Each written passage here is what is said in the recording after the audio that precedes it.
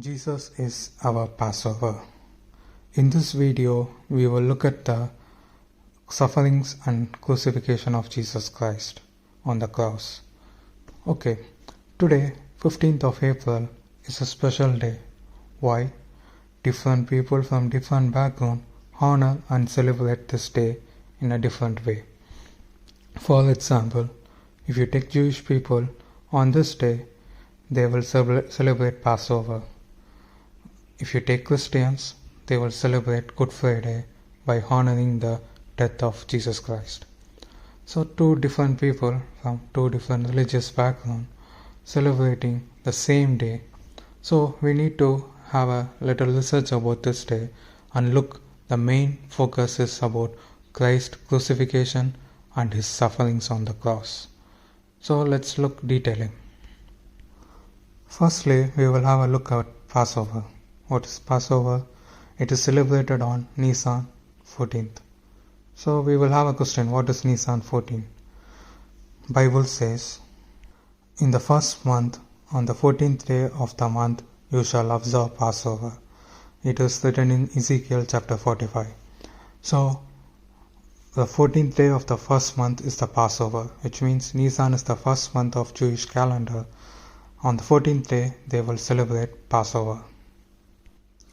Okay, the ancient Israel, on the day of Passover, they used to buy a lamb, the lamb without blemish, and they used to sacrifice on the 14th day of the first month. So this was the sacrificial system followed by ancient Israel.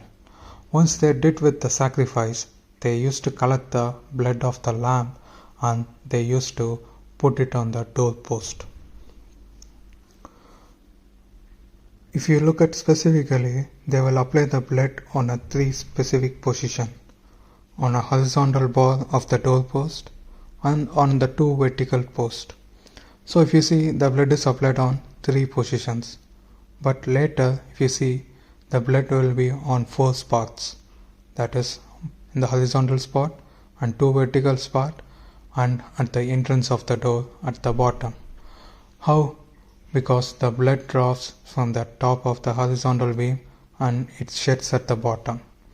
If you have a close look at the blood spots, that is in the four direction, it will resemble the Christ on cross, because Christ has stretched his hand in the cross and the nail passed through his hands and there was a blood on his both hands, on his legs, and there is a thorn crown on his head. So if you imagine the Christ on the cross, there will be a blood spot on his four parts.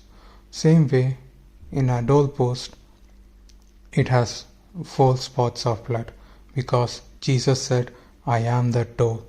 So the Passover resembles Christ's crucifixion. Therefore, Paul is quoting in 1 Corinthians chapter 5 verse 7, for indeed Christ is our Passover who sacrificed for us. So all the characteristics of Passover resembles Christ's crucifixion. Okay, let's have a look about some facts about Christ's crucifixion. The first fact is, crucifixion is the worst torturing way to kill people in this world. It is the worst ever torture done to people, because it makes a person to go for a slow death by shedding blood, in a hunger, in a thirsty. It makes the people to ruin their life slowly and they will die. So this was the worst torture given by Roman people. Second fact is, your ordinary cross made by wood will weigh up to 150 kg, which means it is more or less two people weight.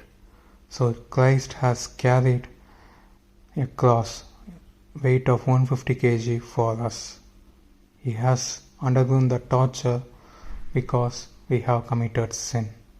And the third fact is, the nail which penetrated through his flesh was 7 to 9 inch long. Imagine, the diameter of the nail is 7 to 9 inches long. He has suffered for us. He was wounded for our transgression. He was bruised for our iniquities. The chastisement of our peace was upon him. By his wound we are healed. This was said by Isaiah, a prophet, about Messiah. So, in Isaiah 53, we are seeing a prophecy about Messiah, which Christ fulfilled on the cross. He was wounded for our transgression. He was bruised for our iniquities.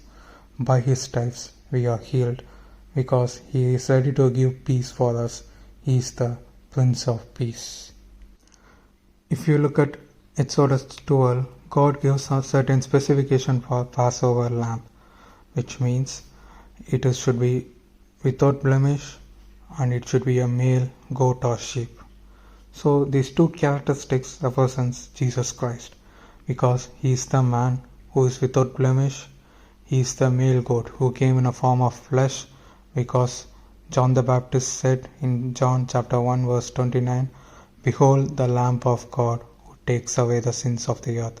So he is the Lamb of God without blemish. He is the sinless person in the world who came to suffer on the cross.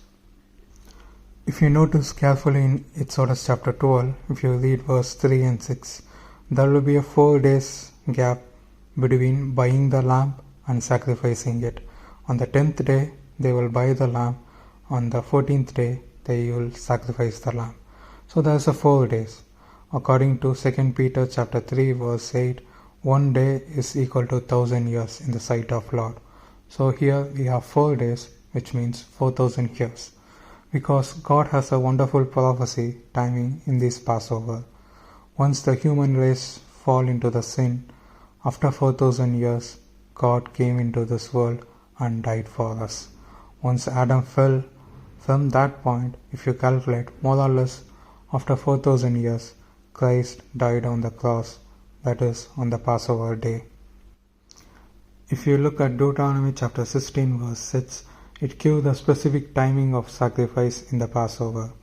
They will sacrifice at the 6th hour to 9th hour, that is, from 3 p.m. to 6 p.m.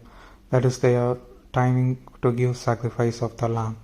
The same timing Jesus loses his spirit.